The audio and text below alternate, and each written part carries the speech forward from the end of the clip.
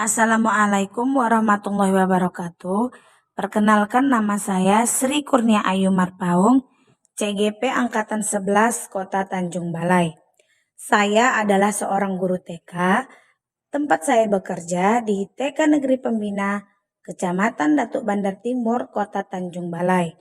Pada kesempatan ini, izinkan saya untuk memaparkan aksi nyata Modul 1.4 tentang budaya positif di lingkungan sekolah.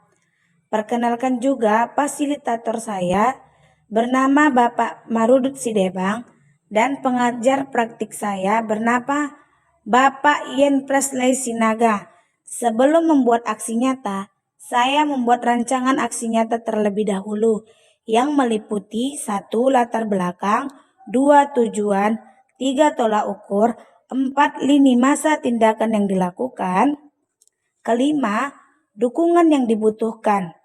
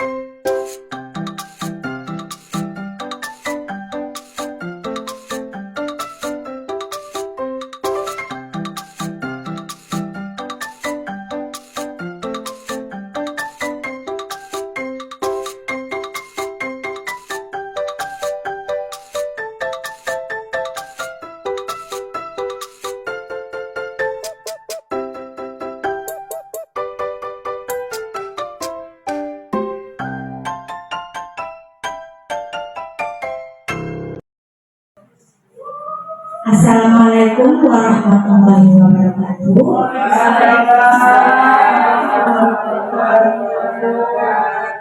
Puji syukur saya ucapkan kehadirat Allah Subhanahu wa Ta'ala yang telah memberikan kita nikmat kesempatan dan kesehatan sehingga berkumpul dalam acara sosialisasi penerapan dan pemahaman budaya positif. Dan juga selawat beriring salam kepada junjungan kita Nabi Muhammad Sallallahu Alaihi Wasallam. Semoga kita mendapatkan syafaatnya hari kemudian kelak. Amin amin ya rabbal alamin. Saya ucapkan terima kasih kepada ibu-ibu sekalian yang telah bersedia kiranya datang pada acara sosialisasi penerapan dan pemahaman budaya positif. Semoga untuk berikutnya ada ibu-ibu yang dari sini mengikuti CGP Angkatan ke-12. Amin. Dan perkenalkan, nama saya Sri Kurnia Ayu Marpaung. CGP Angkatan 11 sedang melakukan pendidikan. Berasal dari Kota Tanjung Balai. Tempat saya bertugas yaitu TK Negeri Pembina Kecamatan Datuk Bandar Timur. Konsep inti budaya positif itu ada 8, yaitu perubahan paradigma belajar, disiplin positif, nilai-nilai kebajikan, kebutuhan dasar manusia, motivasi perilaku, posisi kontrol, keyakinan kelas, dan segitiga restitusi. Di perubahan paradigma itu merubah cara pandang kita tentang pendidikan, di mana menurut filosofi Ki Hajar Dewantara bahwasanya pendidikan itu kita sebagai pendidik itu menuntun segala aspek yang ada pada anak untuk dapat berkembang dan menuju manusia yang cerdas. Disiplin positif itu adalah di mana aturan ataupun ketaatan yang harus kita ikuti, bukan kita lakukan disiplin positif ini dengan adanya tekanan, tapi secara sadar kita melakukannya. Dan nilai-nilai kebajikan ini adalah nilai-nilai yang terkandung dalam profil pelajar Pancasila.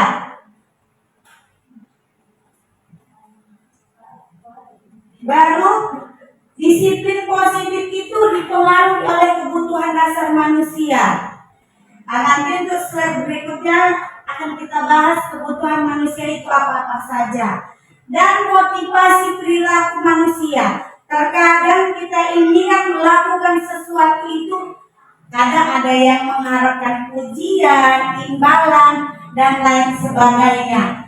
Terus sebagai pemangku kedudukan tertinggi, kalau di sekolah pemangku kedudukan tertinggi itu adalah kepala sekolah, tetapi kalau untuk kelas itu tetap guru. Walaupun kita pemangku tertinggi di kelas itu, kita berhak melibatkan anak-anak atau berkolaborasi, tetap juga menghargai pendapat anak, walaupun kita anggap anak-anak kecil, tapi tidak.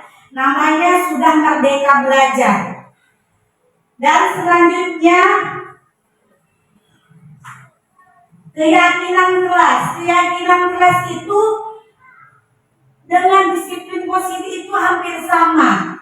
Dengan adanya disiplin positif, maka timbullah keyakinan kelas. Keyakinan kelas yang bersifat positif, yang dilakukan tanpa adanya paksaan, atau kalau nggak dilakukan akan merasa bersalah atau ketakutan karena adanya tekanan-tekanan. Dan penyelesaian dari pelanggaran keyakinan kelas itu dilakukan dengan segitiga restitusi. Pada saat posisi kontrol yang mana menggunakan segitiga restitusi akan kita bahas di slide selanjutnya.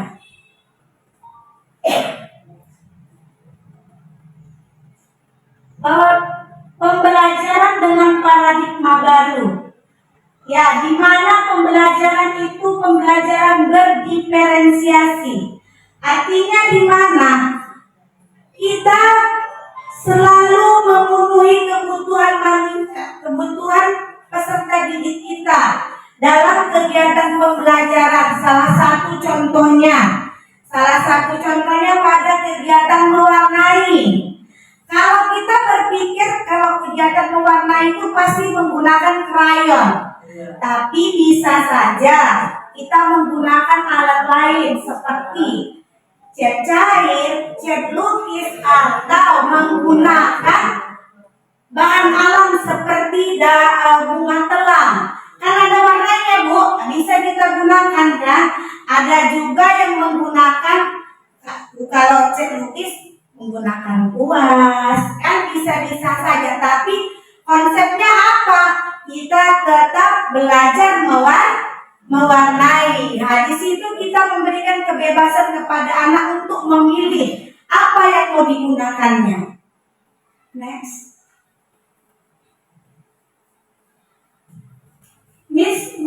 Miskonsepsi tentang teori kontrol. Ilusi mengontrol murid, ilusi bahwa semua penguatan itu positif dan bermanfaat. Ilusi bahwa kritik dan membuat rasa bersalah mampu menguatkan karakter. Kadang di sini kita ada kekeliruan, Ibu.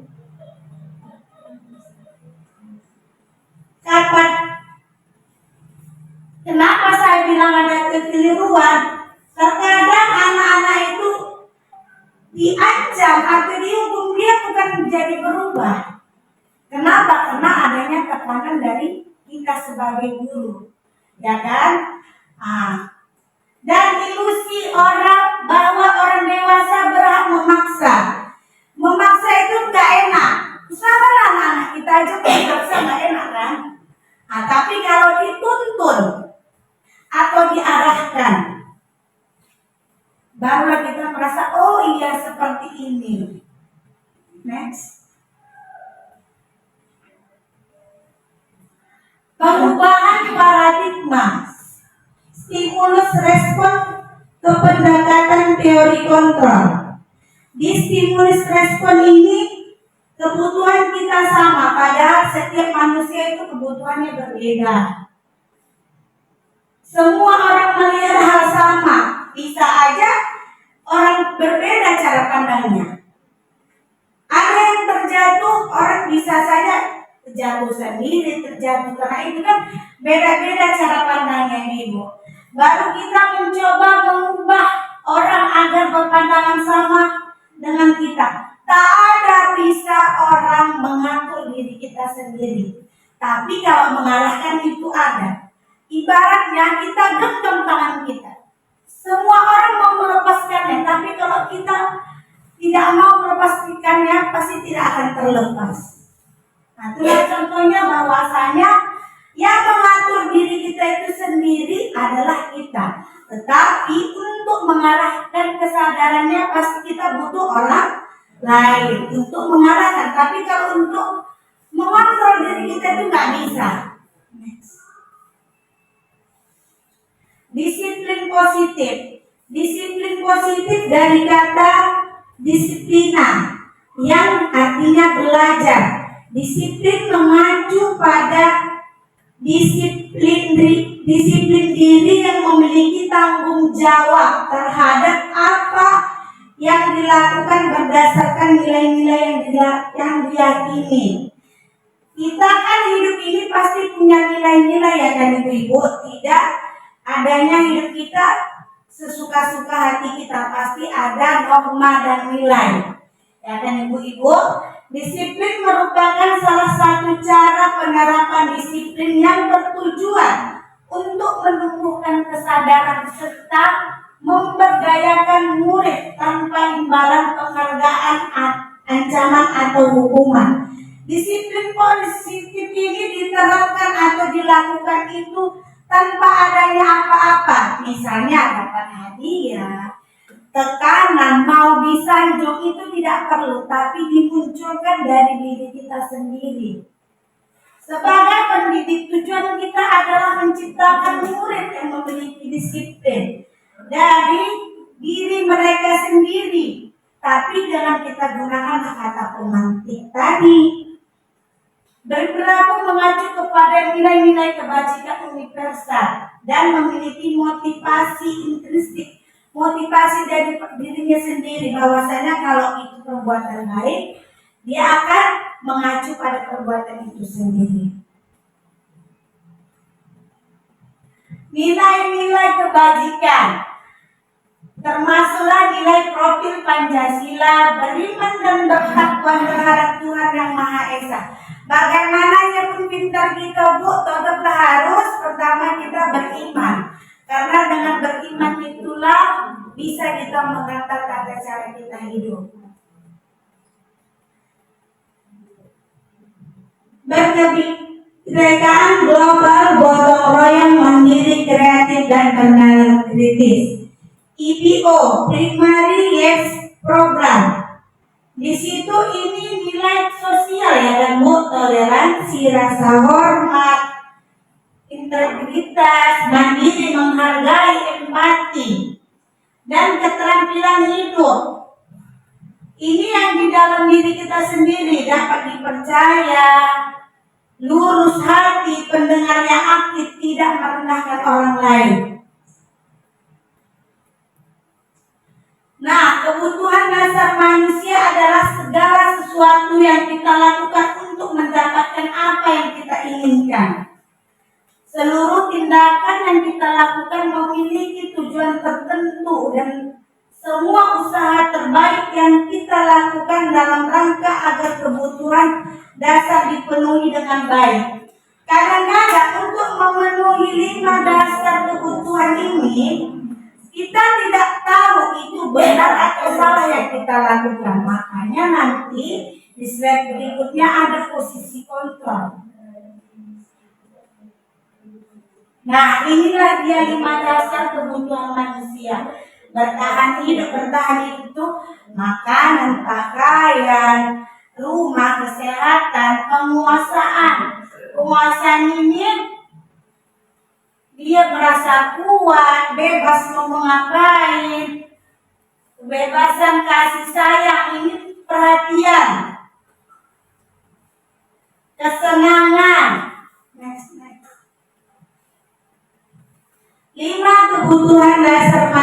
manusia, bertahan hidup, termasuk pakaian, makanan, tempat tinggal, dan kesehatan. Kasih sayang dan rasa diterima. Rasa diterima itu dipedulikan, berbagi, bekerja sama, menjadi bagian dari kelompoknya, dianggap. Di sekolah itu dia dianggap, diajak main sama temannya. Kadang-kadang kan anak juga ya, pandai, anak TK ini pandai loh berkubu-kubu mainnya. Jadi karena gara-gara itu pun supaya diperhatikan kayak mana. Penguasaan diri, harga diri, keinginan untuk dianggap, memimpin, berprestasi, diakui dan didengar. Kebebasan mandiri, memiliki pilihan, mencoba hal baru. Kesenangan, bermain, humor, antusias, dan tertawa. Next. 3 motivasi perilaku manusia. 3 motivasi ini kadang-kadang salah satunya bisa Ibu pilih. Atau ada yang mau membacakan? Next. Motivasi perilaku manusia itu ada 3, yaitu 1, untuk menghindari ketidaknyamanan atau hukuman. Gara-gara hukum, jangan tolong hukum mau ataupun mentogut, coba awak datang, besok tak pun mentogut, tak usah datang lagi, coba ya kan? Iya. Baru untuk mendapatkan imbalan atau penghargaan, ini mendapat hadiah atau pujian juga. Tapi kalau di TK, kalau tak dipuji anak-anak kita ada semangatnya ya kan? Iya, untuk menjadi orang yang diinginkan, dihargai. Kadang-kadang kan kalau dia nyelok, kadang mau disanjung orang, kadang mau begitulah. Biar awak nikmatin ditengok orang ya kan? Tapi buatlah itu sadar sendiri. Perbedaan hukuman, konsekuensi, dan restitusi. Kalau hukuman itu dia tidak terencana tiba-tiba. Kalau ada yang salah langsung dikasih hukuman. Murid tidak tahu apa yang terjadi tiba-tiba aja, karena ini kan cuma gurunya aja yang tiba-tiba mengasih hukuman kalau ada pelanggaran peraturan atau keyakinan kelas. Bersifat satu arah, di mana gurunya saja yang tidak meminta pendapat dari muridnya. Merupakan hukuman fisik. Konsekuensi terencana, ini sudah disepakati di dalam kelas. Kalau tidak siap pendek ke mana, murid tetap dibuat tidak nyaman, karena namanya konsekuensi itu pasti hukuman juga layaknya, walaupun tidak hukuman fisik. Sikap guru selalu memonitor murid, selalu mendikte ini Bu. Baru kalau restitusi ini proses menciptakan kondisi bagi murid untuk memperbaiki kesalahan. Di sini sebagai guru kita menyadarkan dulu anak itu, apakah tindakan yang dilakukan itu salah atau sesuai tidak dengan keyakinan kelas yang telah disepakati. Proses berkolaborasi yang akan mengajak murid untuk mencari solusi sendiri.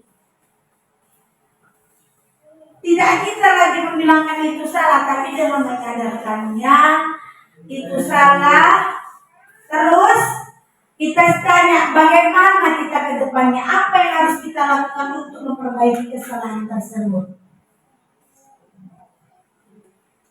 5 posisi kontrol guru.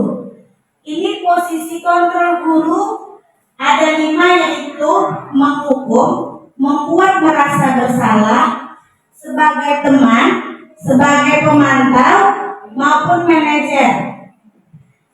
Di manajer tadi ini yang menggunakan segitiga restitusi.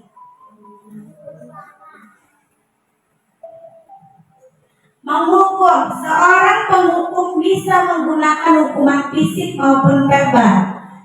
Orang-orang yang menjalankan posisi penghukum senantiasa mengatakan bahwa sekolah memerlukan sistem atau alat yang dapat menekan murid-murid lebih dalam lagi. Guru yang menerapkan komposisi penghukum berkata, patuhilah peraturan atau awas. Kamu selalu saja salah. Selalu, pasti selalu yang terakhir selesai. Guru seperti ini senantiasa percaya adanya suatu cara pembelajaran bisa berhasil, yaitu cara dia. Karena dia menciptakan ini sendiri, menciptakan hukuman kalau terjadi pelanggaran keyakinan kelas. Penghukum biasanya bernada suara tinggi, bahasa tubuhnya melotot dan jari telunjuknya menghati-hati serta menunjuk. Tanyakan kepada diri Anda, bagaimana perasaan murid bila guru berbicara seperti itu pada saat muridnya datang terlambat? Kemungkinan murid akan marah dan dendam, itu pasti. Apalagi aku marahin di depan orang banyak, ya kan? Pasti dia berdendam, ya kan, Bu? Bisa saja hal-hal yang dilakukannya itu kalau tega tak pandai dia belum mengocorkan ban gurunya, kan? Paling dia gondok dalam kelas, mukanya cember.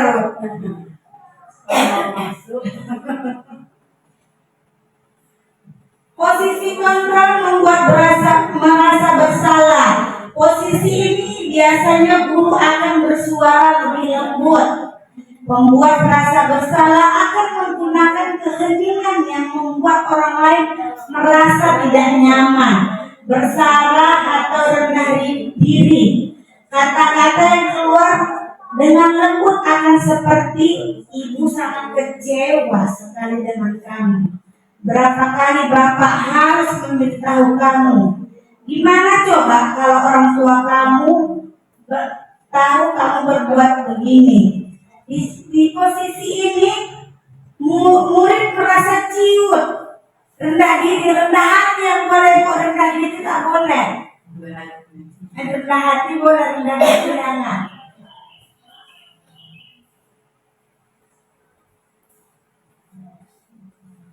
Membuat merasa bersalah, nada suara ini tubuh, ya, nada suaranya memelas, halus, sedih, bahasa tubuh merapat pada anak lesu, ibaratnya kecewa. Bagaimana perasaan murid bila ditegur dengan cara seperti ini?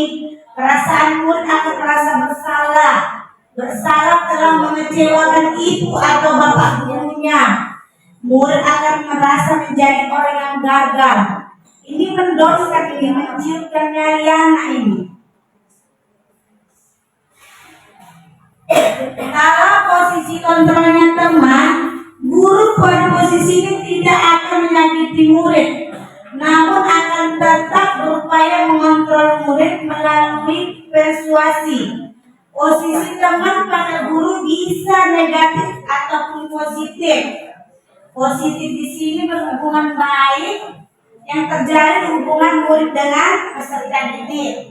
Tetapi kalau negatifnya itu tadi, murid akan merasa ketergantungan, di mana kalau membuat masalah apa itu kan aku ini butuh membela. Seperti itu kira-kira Ibu. Teman nada suara ramah, akrab dan bercanda. Bahasa tubuh merapat pada murid, mata dan senyum jenaka. Perasaan murid bila ditegur seperti cara ini adalah murid akan merasa senang dan akrab dengan guru. Ini termasuk dampak positif.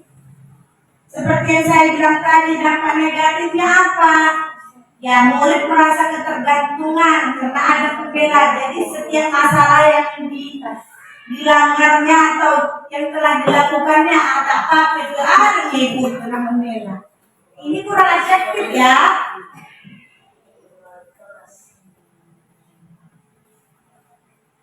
Kalau posisi pemantau ini berarti mengawasi, dipantau itu anak-anak itu. Enak gak kalau kita dipantau, diawasi? Setiap gerak awal itu merasa salah nggak ya, seperti itu ya kan ibu. Kita bertanggung jawab atas perilaku orang yang kita awasi. Perilaku pemantau ini, posisi pemantau ini berdasarkan pada peraturan-peraturan dan konsekuensi. Dengan menggunakan sanksi atau konsekuensi, kita dapat memisahkan hubungan pribadi kita dengan murid sebagai seorang menjalankan posisi pemantau. Kalau saya lihat pemantau ini kurang efektif untuk posisi kamu. Lanjut. Kalau pemantau ini sebagai guru, nada suaranya datar, bahasa tubuhnya formal. Salah satu contohnya ini adalah Adi. Tahukah kamu jam berapa kita mau mulai? Tahu Pak. Kamu terlambat 15 menit. Apakah kamu sudah mengerti dengan konsekuensi yang harus dilakukan bila terlambat? Pasti ada juga hukumannya ini ya kan?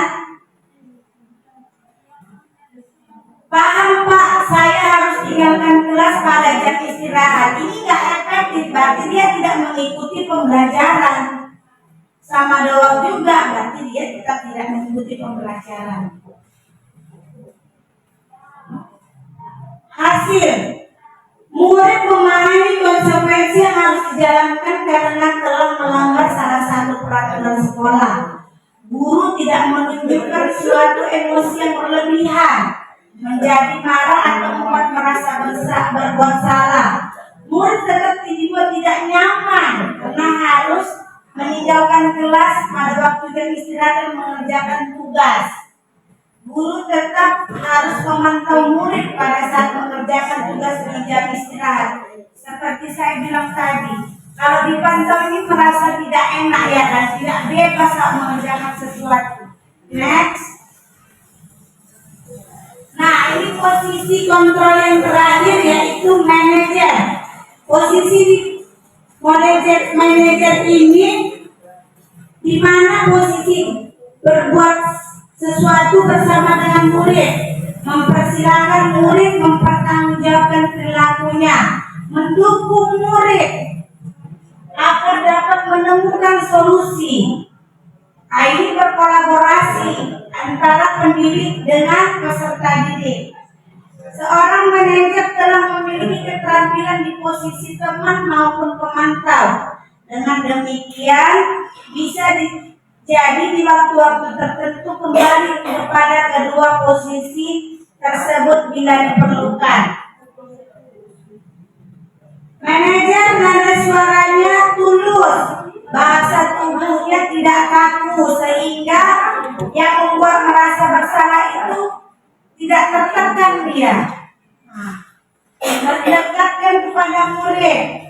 Pada posisi manajer, maka suara guru sebaiknya tulus, tidak perlu marah, tidak meninggikan suara seperti berbicara biasa, apalagi menunjuk-nunjuk. Sebagai fokus pada murid, bukan untuk membahagiakan guru atau orang tua. Murid mengetahui adanya masalah yang dilakukannya dan mencari solusi sendiri untuk masalah tersebut, tetapi tetap diarahkan oleh manajer tadi. Siapa manajer tadi? Adalah pendidik kita sebagai gurunya. Next. Keyakinan kelas. Mengapa keyakinan kelas bukan peraturan kelas? Karena kalau peraturan kelas ini kadang dilanggar, pasti ada hukumannya. Tetapi kalau keyakinan kelas, dia sadar sendiri akan kesalahannya dan diselesaikan menggunakan segitiga restitusi. Pembentukan keyakinan kelas itu bersikap abstrak, merupakan pernyataan universal, dibuat dengan pernyataan positif. Ibaratnya dikurangi juga kata tidak. Salah satu contohnya, mana yang Ibu pilih? Tidak membuang sampah atau menjaga kebersihan? Seperti itulah Ibu. Sedikit saja, tidak pala panjang-panjang kata-katanya. Jadi mudah diingat, apalagi untuk peserta didik kita anak usia dini. Jagalah kebersihan. Segitiga restitusi adalah suatu proses dialog yang dijalankan atau dilakukan oleh guru agar dapat menghasilkan murid yang mandiri dan bertanggung jawab. Boleh kalau ini ada sampah siapa ini anak muda gitu jatuh sampah. Bisa, tapi bisa juga siapa yang pandai buang sampah. Berubah atau lomba mencari sampah, bisa juga. Buang sampah biasanya kalau ada sampah diapain menggali apa? Menggali. Lanjut. Nah, ini dia segitiga restitusi. Menstabilkan identitas ini bisa menggunakan kata pemantik. Setiap orang pasti pernah melakukan kesalahan. Tidak langsung kita memojokkan dia. Dan waktu berbicara tentang segitiga restitusi tadi, kalau Bunda sudah menerapkannya, bukan langsung Bunda panik, tapi begitu anak itu bermain, Bunda datangi juga. Nah, jadi sambil main Bunda cerita gali apa yang dilakukannya, apakah itu sesuai dengan keyakinan kelas yang kita buat, apakah itu perbuatan baik dan benar. Dan yang tindakan kedua itu validasi tindakan yang salah. Bahwasanya tindakan yang dilakukannya tadi itu benar atau tidak, atau sesuai dengan kesepakatan kelas yang telah kita buat. Nah, seperti itu. Terus menanyakan keyakinan. Jadi kalau itu tidak sesuai dengan keyakinan kelas, apa yang sesuai dengan keyakinan kelas tadi? Contohnya, kalau dia mengganggu temannya, kalau di sekolah kami itu sayang teman itulah tidak mengganggu, tidak memukul. Sayang teman. Jadi kalau dia mengganggu temannya, dia tidak tanya, sebenarnya kita itu di sekolah sayang teman atau ganggu teman? Sayang teman. Tadi ngapain? Ganggu teman, Bunda ambil barangnya, itu kan? Nah, itu perbuatan benar atau salah? Salah, Bunda. Nah, jadi untuk kedepannya harus gimana? Sayang teman. Nah, seperti itu. Next. Kasih pilihan gitulah. Iya, karena kan anak TK ini kan belum mengerti dia, tapi kalau SMP, SD itu kan sudah pandai. Nah, ini tadi seperti yang saya bilang tadi, menstabilkan identitas berdasarkan prinsip membuat kesalahan adalah bagian dari proses pembelajaran. Berbuat salah itu wajar, tidak ada manusia yang sempurna. Ibu atau Bunda juga pernah melakukan kesalahan itu. Bapak Ibu tidak mau mencari siapa yang salah, tapi Bapak ingin mencari solusi dari permasalahan yang telah dilakukan. Next. Validasi tindakan yang salah. Berdasarkan prinsip setiap perilaku berupaya memenuhi suatu kebutuhan tadi. Nah, pelanggaran keyakinan kelas itu tadi dipengaruhi oleh 5 dasar kebutuhan manusia tadi. Salah satu contohnya, berdasarkan prinsip perilaku memenuhi kebutuhan tertentu. Apa dia yang mengacu pada apa dia? Yang 5 tadi kebutuhan dasar manusia. Apa yang kasih sayang, kebebasan, kesenangan, kebutuhan dasar. Apa satu lagi tadi? Tadi kan 5 kebutuhan dasar manusia, kesenangan, penguasaan. Next. Menanyakan keyakinan berdasarkan prinsip teori kontrol bahwa pada dasarnya kita termotivasi secara intrinsik. Apa kata-kata pemantiknya adalah apa keyakinan kelas kita, nilai-nilai apa yang telah kita sepakati. Itulah tadi kesepakatan kelas apa yang kita sepakati. Seperti apa gambaran sebuah kelas yang ideal menurut kamu? Kamu ingin menjadi orang yang seperti apa? Next. Contoh penerapan segitiga restitusi. Ini pelanggaran keyakinan kelasnya pada saat makan. Ada salah satu peserta didik main.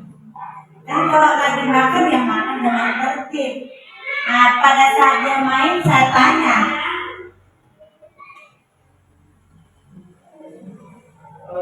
dalam makan bersama. iya kan, makan bersama kan kalau makan jangan-jangan nyanyinya ada ya kan. Jadi kalau ada yang mengganggu baru kita datangi dia lagi bermain. Kalau mengganggu teman ya, kalau itu jadi dilarang dulu nanti. Baru kita tanya, orang ini pun banyak yang mengganggu, diganggu nyawa.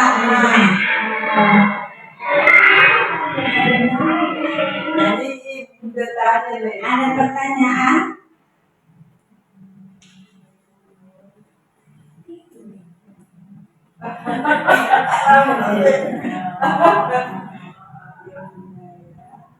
Assalamualaikum warahmatullahi wabarakatuh. Waalaikumsalam. Terima kasih kepada Nania yang telah memaparkan semua penjelasan tentang disiplin. Nah, itu tadi di bagian mana itu ya? Ada tadi yang menggunakan kata abstrak.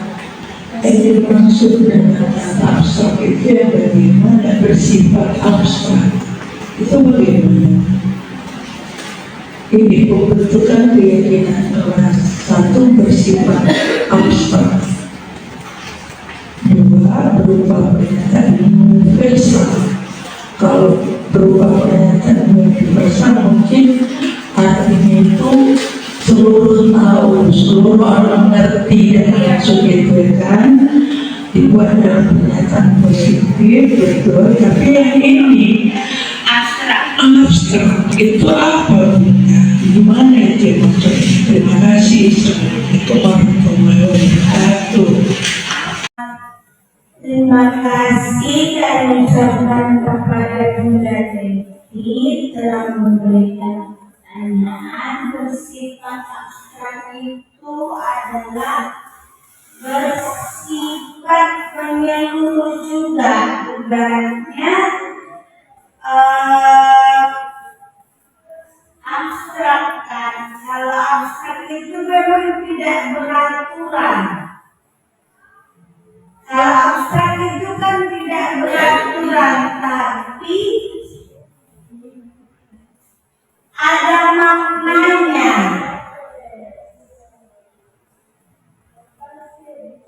Nah, tidak beraturan artinya begini. Dia tidak berurutan. Kesepakatan kelas kita itu kita buat, bisa saja salah satu contohnya dari pertama menyusun sepatu pada tempatnya. Bisa aja dia menyusun sepatu pada tempatnya, mencuci tangan atau menyusun tas. Bisa aja begitu dia menyusun sepatu, cuci tangan dulu, tapi tetap Konsepnya sama, yaitu keyakinan kelas. Kalau menurut saya, Seperti ini mungkin iya, memperkecil kali ya dari tiga kesepakatan mungkin. Kan di dalam kelas kadang-kadang kita buat apa kesepakatan kelas setelah masuk.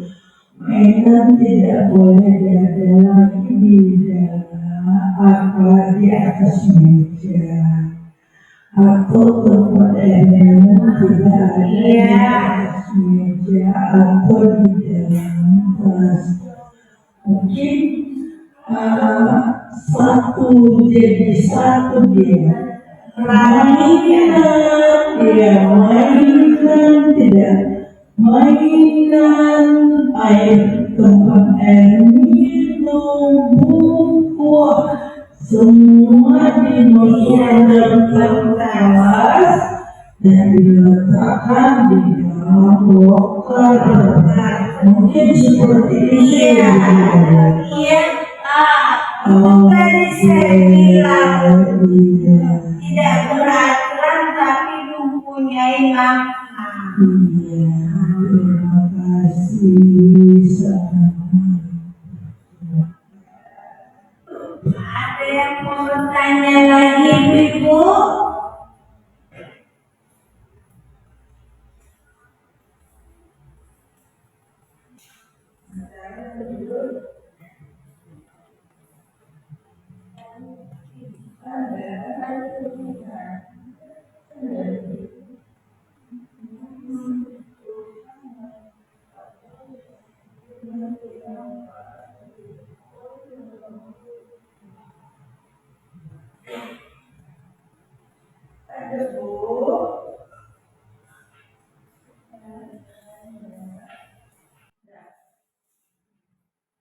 Terima kasih saya ucapkan kepada ibu-ibu yang telah bersedia mendengarkan sosialisasi yang telah saya sampaikan tadi.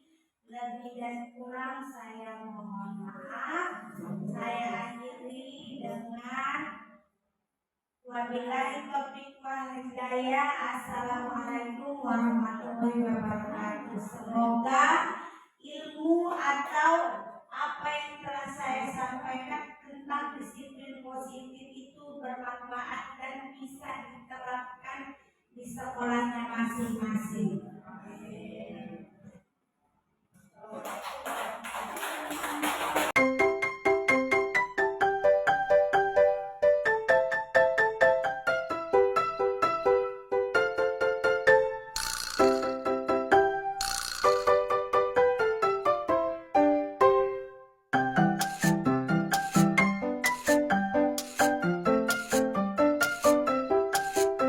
Berikut ini kegiatan membuat keyakinan kelas bersama peserta didik.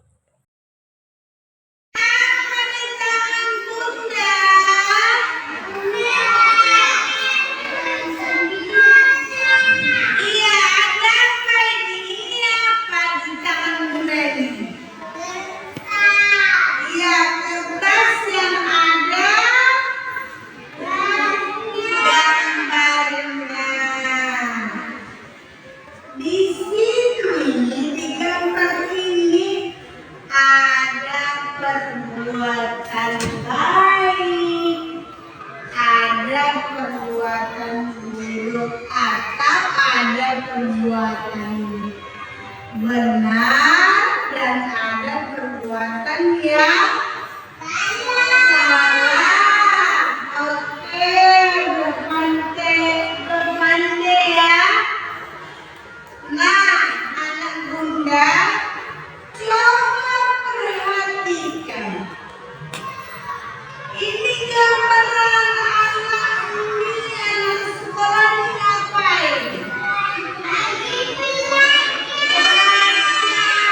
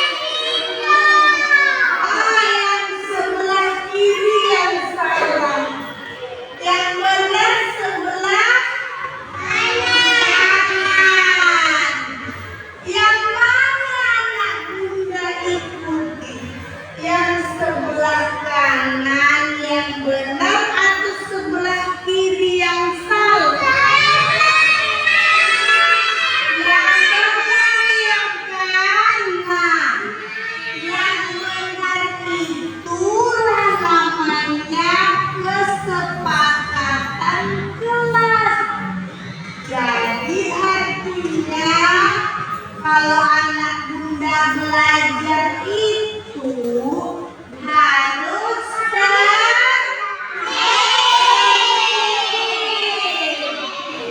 main-main lagi belajar.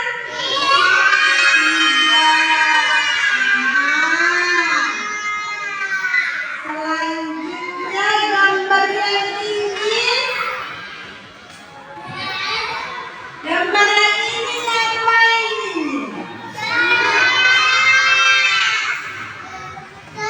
Sholat berdoa. Sholat atau berdoa?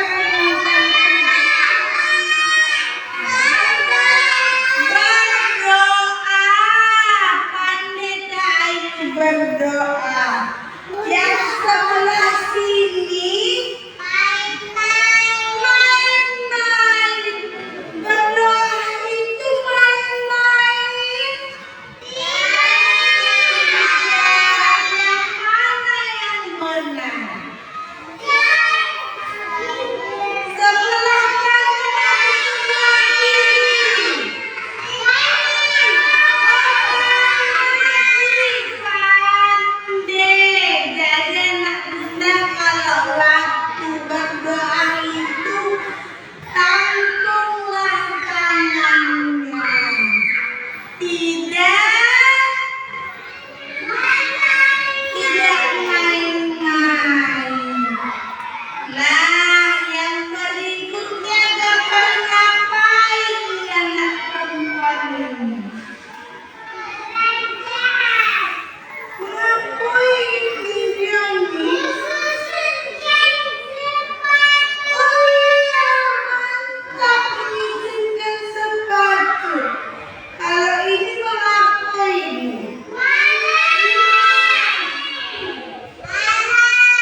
Iya, diperlakukan di saku. Diserahkan. Yang mana lah? Diserah atau disusun? Tepuk tangan untuk anak bunda semua. Kasih jempol yang banyak. Jempolnya dia nak di bawah atau di atas ini? Oke, sekarang duduk.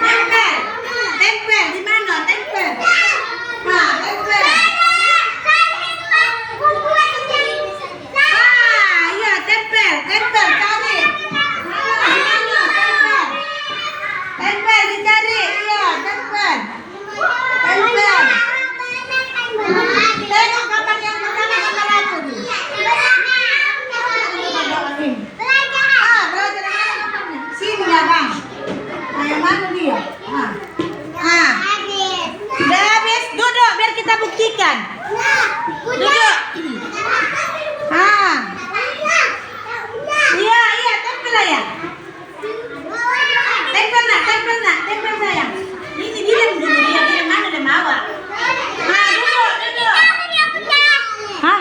Cuci tangan. Iya, dilap aja lah dulu, dilap. Nanti bantu cuci tangan. Udah. Ditempel. Nah. Bisa juga Kak tempel? Oh, bisa nya. Iya, mantap. Iya, udah. Terima kasih Kakak. Iya. Sudah? Biar kita tengok ini benar atau salah ini. Ini salah, ini salah. Iya. Sudah sayang. Ayo lamar dulu cantik Syara. Dah, taruhkan dulu di situ aja. Taruh aja di situ. Nah, sekarang perhatikan Bunda. Taruh aja di situ sayang. Taruh di situ juga. Nah, perhatikan anak Bunda semuanya. Gambar di sini kita mulai. Lihat semuanya Naya. Naya. Gambar pertama, sayang teman. Ya, perbuatan baik, cocok, sayang teman. Gambar kedua, mengejek teman. Cocok ya gambarnya ya. Gambar kedua ngapain? Buang sampah pada tempatnya. Cocok gambarnya ini buang sampah? Tidak. Berarti anggur ini kan udah benar, dapat 1 poinnya. Nah, kita ganti ya, ganti. Sesuai gambarnya ini. Enggak, tukarkan ke Ayu lah dulu. Tukarkan dulu gambarnya. Cabut, tukarkan. Nah, cabut ke Ayu. Iya, cabut dulu yang ini. Sama yang ini kakak cabut juga. Ganti posisinya. Ganti posisinya. Iya, tempel, pandai. Nah, tempel. Iya, mantap. Terima kasih Kak Ayu. Selanjutnya gambar apa ini? Gambar berdoa. Cocok gambarnya nih. Cocok yang ini cocok. Cocok kakak? Tidak, gantikan dulu. Yang mana cocoknya? Nah, ini kan gambarnya ini cocok sesuai. Yang ini pasangannya tak sesuai kan? Kakak ganti dulu. Bukan ini yang diganti, yang ini sayang. Ganti dia sama yang ini. Nah, pindahkan yang ini ke sini. Ini tadi perbuatan apa? Ini berdoa orang ini. Main kan? Ngapain orang ini? Main, tidak apa orang ini? Tak berdoa orang ini kan? Nah, terima kasih kakak. Nah, Kak Dina dulu. Sangkutkan dulu, ditempelkan dulu. Ini gambar ngapain Kak Dina? Ini gambar ngapain? Kak susun. Iya, tak cuci cepat tuh, tempelkan dulu di sini. Yang mana yang baik? Yang ini atau yang ini? Yang ini, nanti Kak Dina susun sepatu ya. Oke, terima kasih anak bunda semua.